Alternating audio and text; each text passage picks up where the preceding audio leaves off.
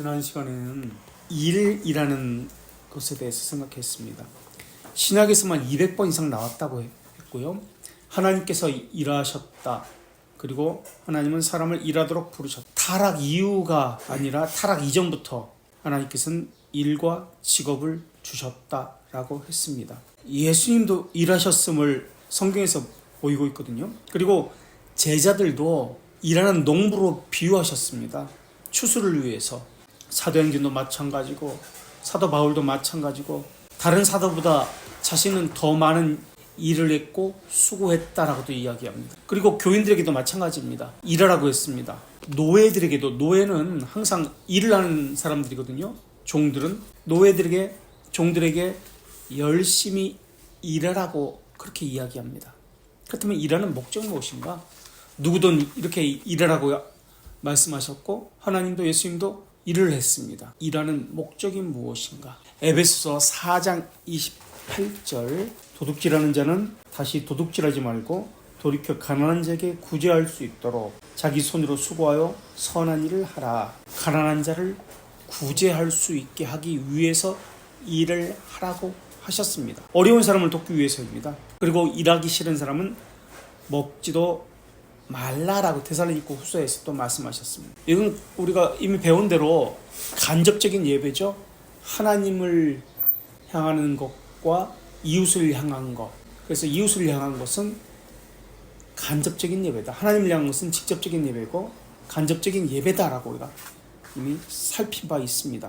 그런데 문제는 하나님께서 하라고 명령하신 것이지만 오히려 우상이 될 수 있다는 겁니다. 돈도 마찬가지죠. 중립적인 것인데 좋은 것인데 우상이 될 수 있습니다. 하나님의 부르심과 복된 일인데 우상이 될 수 있습니다. 바벨탑 사건이 이 모든 것을 보여줍니다. 바벨탑에서는 사람들이 얼마나 열심히 일했는지 몰라요. 일하는 것이 우상의 모습으로 나타났습니다. 구약의 백성들은 율법을 지킴으로써 하나님의 말씀을 지키려고 했습니다. 그런데 이것이 우상으로 나타나기 시작합니다. 인간적인 시도가 나타나고요. 제하고 더하면서 율법의 우상화가 계속해서 나타나기 시작합니다. 왜 이를 우상이라고 했을까요? 우선 저 바벨탑 사건부터 볼까요? 얼마나 열심히 됐는지 11장 1절부터 나오는데요.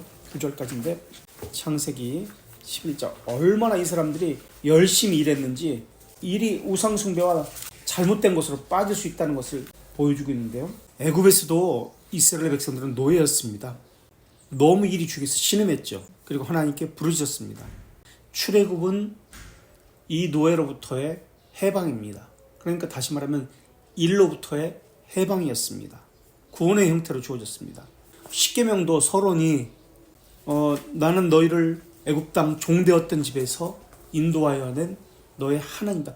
종되었던 집에서 인도해낸 너의 하나님 여호와다라고 이야기합니다.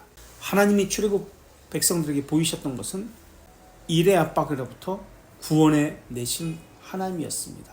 그리고 반대로 하나님은 일할 수 없는 고아, 과부, 나그네를 보호하시는 하나님으로 또한 우리에게 보이셨습니다.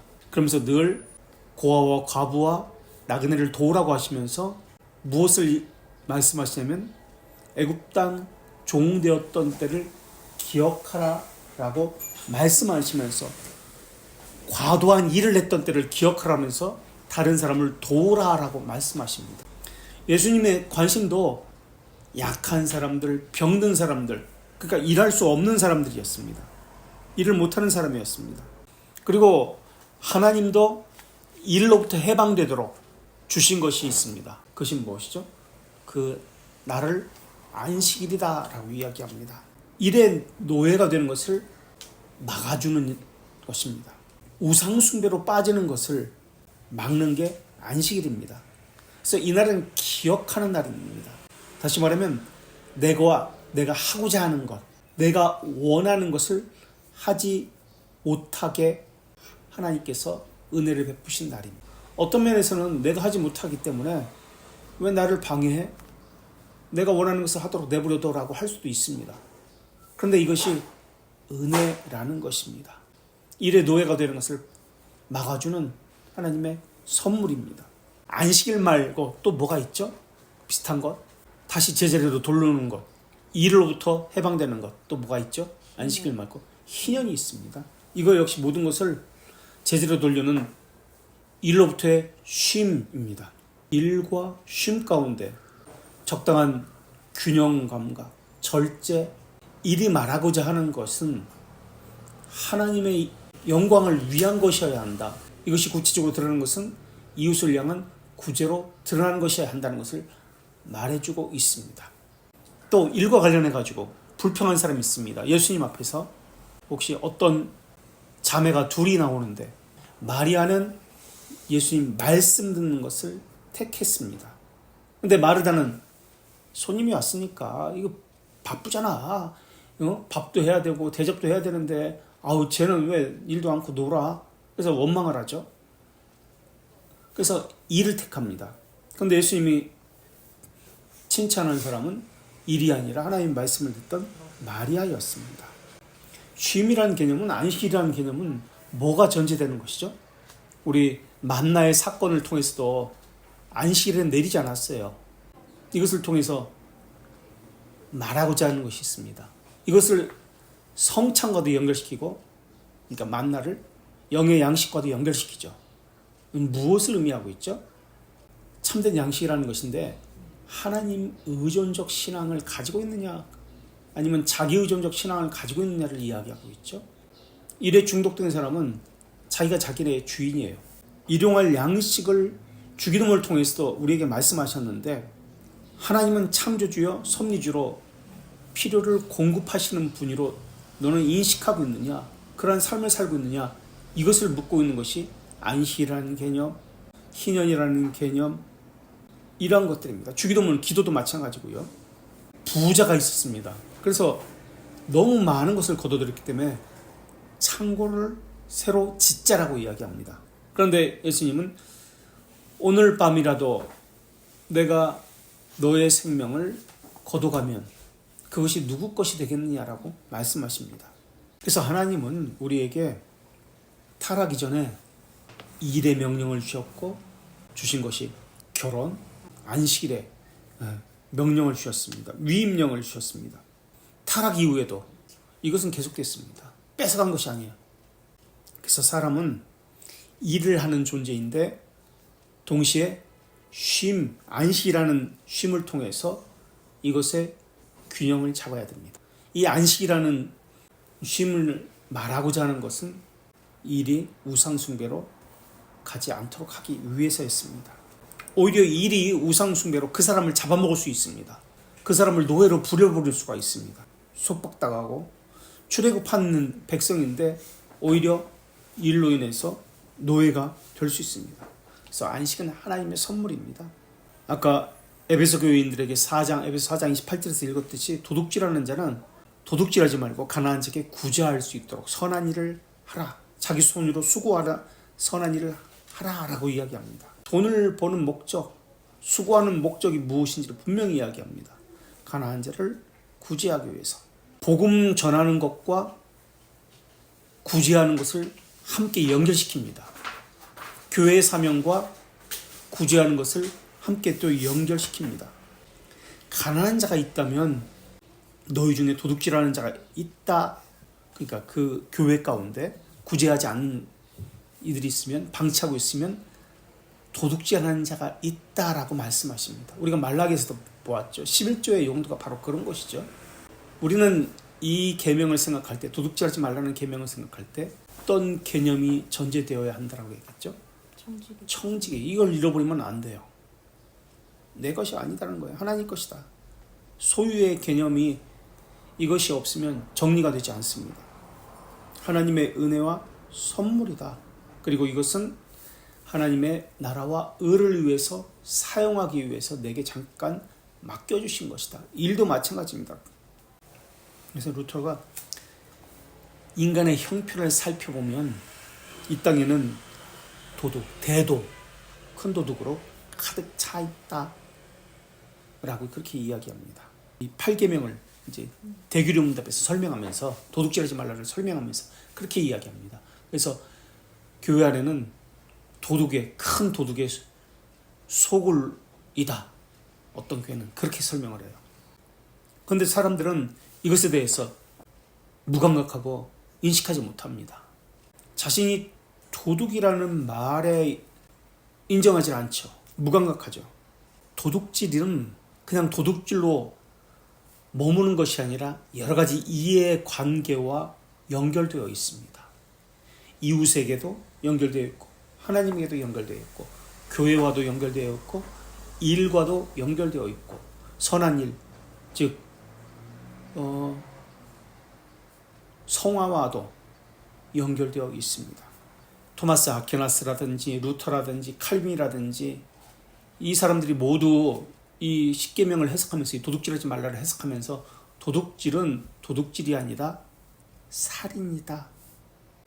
사람들은 도둑질해서 부를 축적했을 때 이것을 칭찬을 합니다. 그리고 자기도 그렇게 되기를 원합니다. 악을 행하는 수단으로, 부당한 수단으로 도둑질을 합니다. 반대로 구제하지 않는 것도 도둑질이라는 개념입니다. 또 에베소 교회에 이야기했던 것처럼 선을 행하지 않는 것도 도둑질이라는 개념입니다. 또 반대로 얘기하면 예배하지 않는 행위입니다. 하나님을 경멸하는 행위입니다. 개인의 선이 중요한 것이 아니라 개인의 선도 중요하지만 공동의 선도 중요합니다. 하나님이 지으신 아름다운 세계는 함께 어울리는 세상입니다. 그래서 신정국가인 이스라엘에게도 하나님께서 율법을 주셨을 때도 함께 어울린다는 개념을 가지고 나그네 또 고와 과부에 대해서 구제를 명령하셨던 겁니다. 교회도 마찬가지예요. 교회의 사명이 여러 가지 것이지만 그 중에 하나가 이것 관련해 가지고 그래서 구제입니다. 그래서 예배 시간에 특히 성찬에 구제와 관련해서 반드시입니다. 이것은 해야 합니다. 가난한 자도 마찬가지예요. 이건 예배이기 때문에 가난한 사람에게 너무 터무니없이 억압하는 거 아닙니까? 부담을 주는 거 아닙니까? 그 존재를 다시 생각하게 만드는 것이 이 구제입니다. 내 것이 아니라는 개념을 이야기하고 있지 무조건 이렇게 다 하라는 뜻은 또 아닙니다. 청직이라는 개념을 설명하시는 겁니다. 어떤 물건을 소유했는데 우린 지금 일의 중독에 대해서 도둑질이라고 이야기했습니다. 어떤 물건을 소유했는데 일뿐만이 아니라 그것에 대해서 마음을 빼앗기는 것, 어떤 소유를 했는데 이것에 마음을 주는 것, 이것도 도둑질입니다. 이것은 자녀에게도 마찬가지입니다. 자녀를 더 많이 사랑하는 것, 이것도 도둑질입니다. 기독교인은 정의, 절제, 미덕을 갖추어야 합니다. 정의라는 것은 절제라는 것은 마음을 어떤 소유물에 빼앗기지 않는 것. 정의라는 것은 자기 욕망을 버리고 주어야 할 것을 주는 것. 미덕이라고 하는 것은 이웃의 필요를 위해서 내 것을 내려놓는 것. 그래서 기독교인의 덕목은 정의, 절제, 미덕을 갖추어야 합니다. 그렇다면 이 정도면 충분해 라는 기준이 무엇일까요? 어떤 철학자들은 디오게니우스 같은 이러한 철학자들은 거지잖아요. 거지로서 무소유하는 것, 또는 어떤 사람은 쾌락주의, 에피쿠로스 학파, 절제를 가지고 이야기합니다. 그래서 자기 만족을 이야기하고 그것을 가지고 평안과 기쁨과 행복을 이야기합니다. 내 그것에 마음을 기울이지 않으면 난 평안할 수 있어. 행복해질 수 있어. 우리는 이 정도면 충분해라는 기준이 어디 있을까요? 우리의 염려는 어디서 나오는 것일까요? 오늘에 대한 염려보다는 내일에 대한 염려가 더 크죠. 근데 주기도문에서는 뭐라고 이야기하죠? 오늘날이라고 이야기합니다. 일용할 양식을 주시옵소서. 오늘 일용할 하루. 내일 염려는 내일로 족하다. 내일 하라는 거예요. 근데 우리는 염려를 오늘 거도 물론 하죠. 그보다도 내일 게 더 문제입니다. 그게 염려에 거의 대부분이에요. 내일 염려를 해요. 이 말의 의미는 무엇이죠? 지금 이 8계명과 연관시키면 도둑질하는 거예요. 하나님을 신뢰하지 못하고 도둑질하는 거예요. 마음을 뺏겼다는 뜻이잖아요. 그죠? 그래서 그것에게 마음을 빼앗긴 거예요. 하루 먹을 거예요.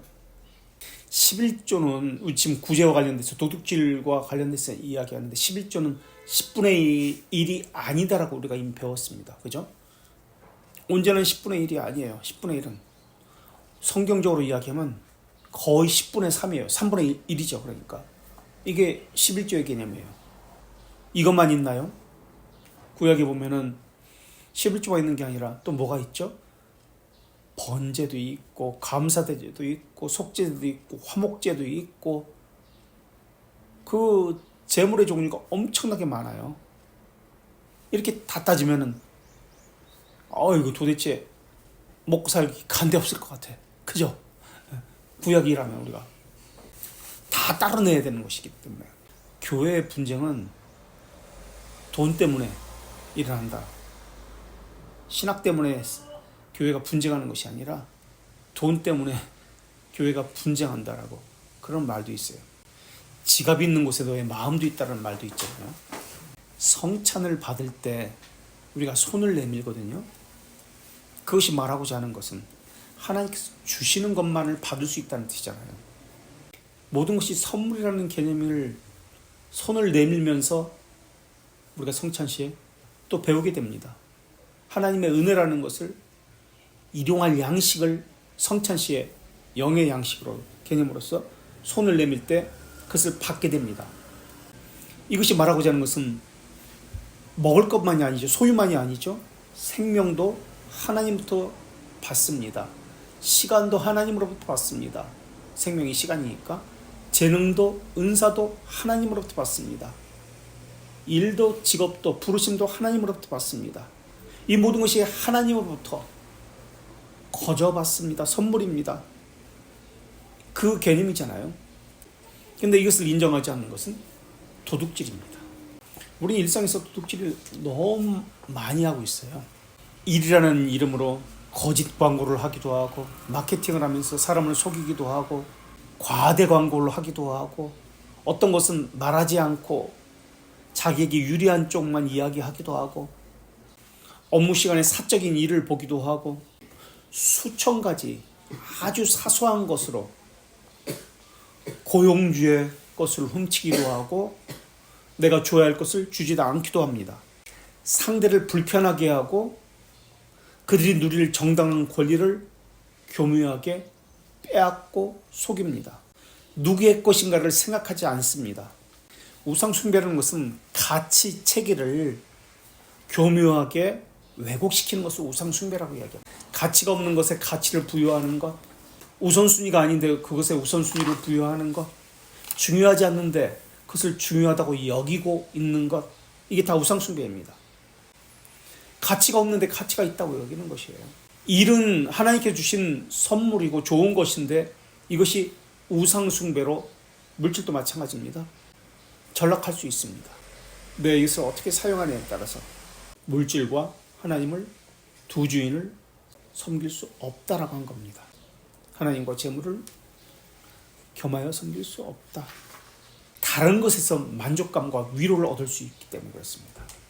주인으로 섬기면서 그것에 다른 주인에게서 위로를 받을 수 있기 때문에 그렇습니다. 이게 하나님을 멸시한다는 뜻이죠. 기독교 사회주의에서는 달란트를, 은사를 인정하지 않습니다.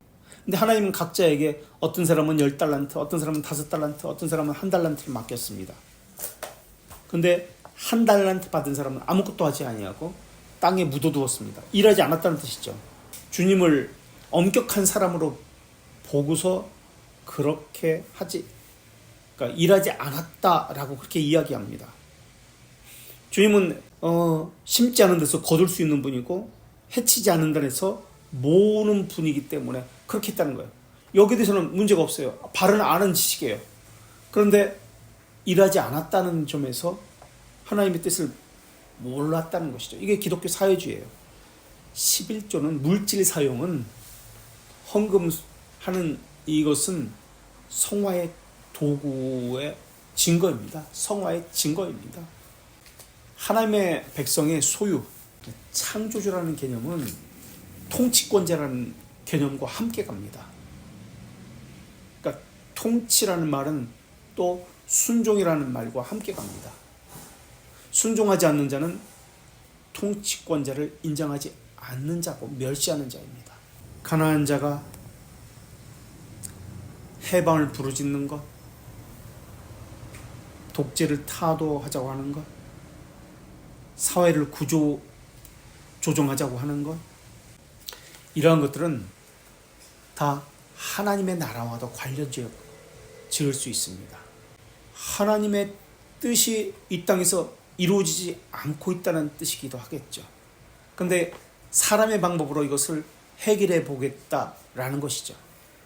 가장 청직이라는 개념을 잘 반영하는 것이 지금 11조라든지 헌상을 하는 것입니다. 그것도 하지 못하는데 어떻게 세상에서 모든 것이 하나님의 은혜요 선물이다, 하나님께서 주시는 것이다 라고 할 수 있겠느냐 하는 것입니다. 가장 기본적인 것도 안 되는데 우리 이번에 책으로 한번 들어보겠습니다. 그래서 그러한 얘기들이 이 8계명에서 이야기하고 있는데요. 55페이지 책으로 가세요. 제 8계명에서 도둑질하지 말라 명하고 있습니다. 무엇을? 누구 것을? 하나님 것과 이웃의 것을. 사유재산을 인정하는 것이죠. 그리고 이 모든 것들은 하나님의 것이라는 것을 이야기하고 있죠. 이것을 긍정으로 바꾸면 하나님께 돌려라, 이웃의 것을 이웃에게 돌려라, 이웃에 대한 책임을 다하라, 다른 사람의 소유를 보장하라, 뭐 이런 게 되겠죠. 이 청지기 정신을 이야기하고 있죠. 장사하는 분은 정당한 방법으로 줘야 할 것을 주어하는 것은 뭐라고 얘기했죠? 정의라고 얘기했죠. 네. 다른 사람의 권리를 왜곡하거나 속이거나 빼앗지 말라. 정당한 방법으로 돈을 벌어야 합니다. 수입을 늘리기 위해서 불법, 속이는 것과 말해야 할 것을 말하지 않는 것, 과대 광고 다 말씀드린 거죠. 불법을 행하지 말아야 합니다. 투명하게 경영해야 합니다. 근데 이중장부 쓰는 사람 너무 많이 있어요. 지금도 그런지 모르겠습니다만 하여튼 세금을 적게 내리고 이중장부를 만들어서는 안 됩니다. 직장생활을 하는 분들은 주어진 임금으로 만족하고 시간 내에 최선을 다해 직장을 위해 헌신해야 합니다. 타인의 권리를 훔치는 것도 도둑질이고 마땅히 해야 할 의무를 하지 않는 것도 도둑질입니다. 양심에 부끄럽지 않도록. 양심, 콘사이엔티아 무슨 뜻이죠? 무엇과 더불어 아는 지식. 콘 무엇과 함께, 사이언스, 사이엔티아 지식. 우리는 하나님의 말씀, 하나님의 계명을 우리 기준으로 삼고 있죠. 그래서 바른 하나님의 지식이 있지 않으면 양심은 왜곡될 수밖에 없어요. 그래서 그 사람이 양심대로 한다고 할 때 그 양심은 왜곡된 양심이에요. 바른 잣대를 가지지 않은 양심이에요. 그래서 맞아요. 그 사람 말이 왜곡된 양심을 가진, 바르지 않은 지식을 가진 양심이에요. 그것과 더불어 하는 지식이니까 콘사이엔티아. 양심에 부끄럽지. 양심에 쌓이는 것이 무엇이죠? 그럼 선한 양심에 믿음. 믿음에 더 구체적으로 쌓이는 칭입니다. 죄들의 용서. 그런 구조를 가지고 있습니다. 그러니까 선한 양심에 쌓이는 것이 바른 지식. 바른 지식으로 선한 양심이. 그래서 믿음은 좀 더 나가볼까요? 무엇과 무엇으로 구성되어 있어요? 믿음은 무엇과 무엇으로 구성되어 있어요? 믿음의 정의. 칼빈은 기독교왕에서 뭐라고 얘기했죠? 믿음의 정의. 우리를 향한 하나님의 호의에 대한 한 단어로 부성애라고 얘기했죠. 호의에 대한 우리를 향한 확실하고 확고한 지식. 그래서 믿음은 확실한 지식과 바른 지식과 확고하고 확실한, 그러니까 견고한 확신, 확실한 지식과 또는 바른 지식과 견고한 확신, 이게 믿음입니다. 양심에 부끄럽지 않도록 하나님 앞에서 포함되어 맡겨진 일들을 성실하게 행해야 합니다. 그리고 나서 주어진 임금을 받아야 합니다. 요즘 어떻게 임금을 주죠? 일하기 전에 주나요? 일하고 나서 주나요? 일하고 나서 줘요? 월세는? 보통 먼저 내잖아요. 후불이 상가는 후불이. 상가는 호불해요? 먼저 내면은 중간에 나가면 못 받아요. 그리고 나중에 내면은 딱 마치고 나가면 안 내도 돼요. 그러니까 어떻게 보면 2달치를 손해 볼 수 있어요. 그죠? 저도 얼마 전에 알았어요. 2달치를 선불로 내면 손해 볼 수 있다는 것을. 우리는 어떻게 해야 되나요? 후불 받아요? 선불 받아요? 도망갈까봐 그러는 거죠. 돈 안 내고. 그죠? 그래서 선불 받는 거죠. 어떻게 돼요? 우리는? 교회는? 만약에 우리가 빌딩을 가지고 있어요. 그래서 그 기독교인이 빌딩 가지고 있어요. 그래서 건물을 임대해 줬어요. 선불 받아야 되나요? 후불 받아야 되나요? 어떻게 해야 되나요? 후불 받는 게 낫죠. 후불 받아야 돼요? 어차피 보증금도 받으셨고. 보증금 받고 선불 받는데? 보통 상가는? 상관없어요. 상관없어요? 안 줄 사람은 이래도 안 주고 저래도 안 주고. 자, 하나님께 드리는 여기 주어진 임금을 나중에 받는다라고 그래가지고 하는 얘기예요 지금. 그것도 임금이잖아요. 그 상가 임대료로 살아난 사람들. 하나님께 드리는 헌금 역시 그렇습니다. 모든 것이 청지기 정신에서 나오는 것이 이웃사랑이죠. 하나님 믿고 싶으면 인정해야 합니다. 이것을 청지기의 삶 말고 또 뭐라고 얘기하죠? 기독교인의 삶을 청지기의 삶 말고 하나님의 것을 인정해야 합니다. 청지기의 삶이잖아요. 또 다른 말로 나그네의 삶, 파수꾼의 삶. 네. 이것을 악용해서 성도의 물건을 교회가 약탈하면 안 됩니다. 양심을 억압하면 안 된다는 거죠. 양심을 억압한다. 어떤 것들이 있을까요? 교회에서 양심을 억압하는 일. 헌금을 책정해 주는 것도 그 프로그램에 참여 은혜 받을 수 있어라고 거짓말을 하는 거죠. 그런 것도 양심을 억압하는 거죠. 프로그램에 참여하게 하는 것. 자활에 맡겨야 돼요. 이것이 구원과 관련된 것이 아니라면 그렇게 해서는 안 돼요. 이런 건 어때요? 또 예전에도 그런 걸 경험했지만은 이번에 또 알게 됐는데 교회에 요람 만들잖아요. 교회 요람에 내가 짜장면집을 해요. 교회 요람에 뒤에 보면은 상가 주소로 교인 상가가 나오잖아요. 그럼 내가 짜장면집을 해. 짜장면집이 광고를 교회에 이렇게 상호를 내잖아요. 나는 짜장면집하고 저 사람은 세탁소하고 하는데 그 한 면에 내는 것은 100만 원. 한 면에 3명이 나는 것은 30만 원. 한 줄로 나는 것은 5만 원. 요렇게 해서 요람을 만들더라고요. 그런 거 보셨어요? 그렇게 하더라고. 당연하다고 생각해, 사람들은. 그래서 한 면에 내니까 100만 원을 해야지. 우리가 중국집 교인이 지금 우리가 이 동네 뭐 몇천 명인데 우리 중국집 이거 10만 원 금방 벌어. 일주일에 한 번씩만 짜장면 시켜 먹어도 한 달에 한 번씩만 짜장면 시켜 먹어도 교인이 몇천 명인데 그 짜장면 10만 원 정도야. 뭐 금방 벌지. 10만 원짜리 하더라고요. 100만 원짜리 하고 막 그러더라고요. 그렇게 교회 돈 벌더라고. 제주도 좋아. 이것을 악용해서 교회가 성도의 물건을 약탈해도 안 되면 이런 것들이 다 그런 거죠. 성전 건축했는데 성전 건축한다고 3,000명 규모로 성전 건축을 했어요. 얼마 되지 않았어요. 근데 교회가 지금 예배 드릴 장소가 없고 아이들은 성경 공부할 교육관도 따로 있는데 할 곳이 없다고 한 10년 만에 또 성전 건축을 또 해요.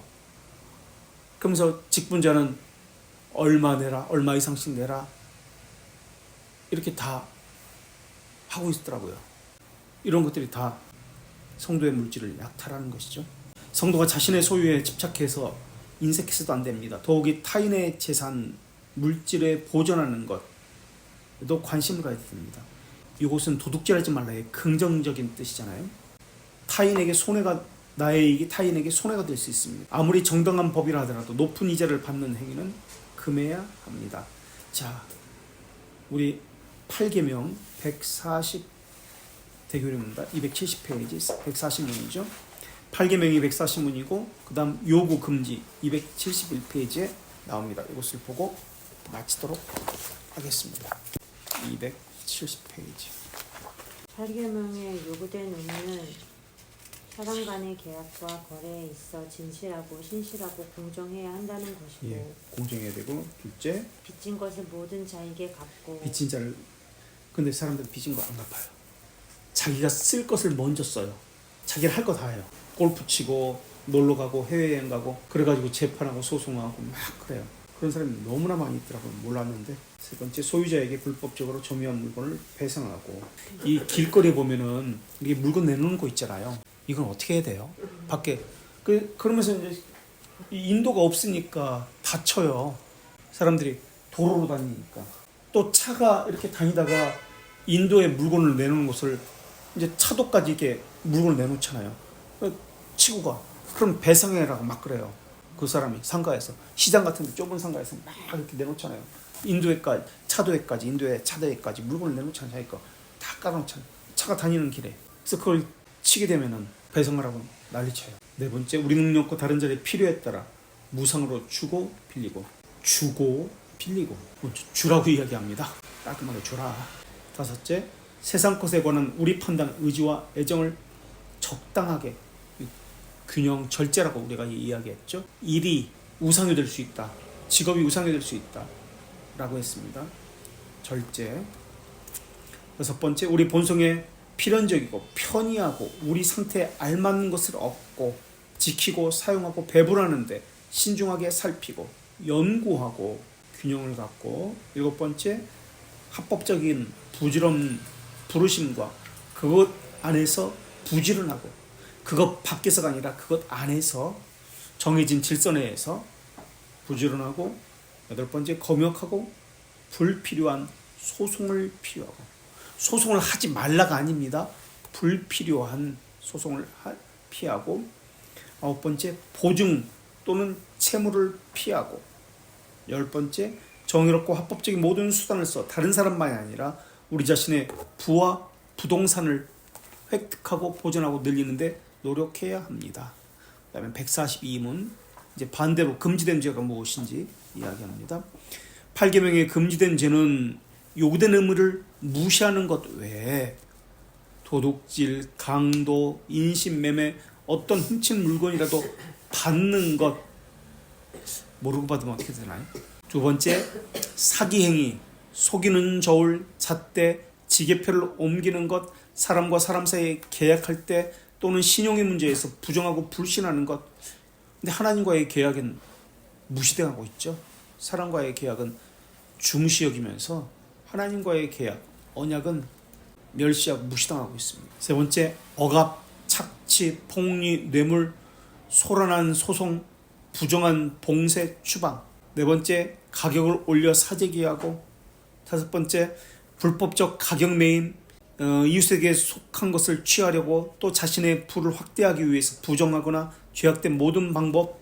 여섯 번째, 탐욕, 세속적 물건에 대한 터무니없이 소중히 여기고 애착을 갖는 것, 우상숭배. 일곱 번째, 그것을 얻고 지키고 사용하는데 의심스럽고 산란하고 염려하고 연구하는 것. 다른 자의 번영을 여덟 번째, 시기하는 것. 게다가 게으름, 방탕 및 헛된 도박, 우상숭배, 미신의 세 가지 것. 타락의 열매. 두 가지 것이죠. 타락의 열매. 성급한 확신과 게으름. 네. 게으름 나와서 태만. 열 번째, 자신의 부동산에 대한 편협한 생각에서 나온 다른 모든 방법과 하나님께서 우리에게 주신 재산에 대한 적합한 사용. 위로에서 우리 자신을 속이는 것. 거짓된 위로를 받는 경우가 너무나 많이 있잖아요. 특별히 이제 설교회 연속곡 이야기하는 것을 가지고 위로받고 눈물을 흘리고 찔찔거리고 위로로 자신을 속이는 것.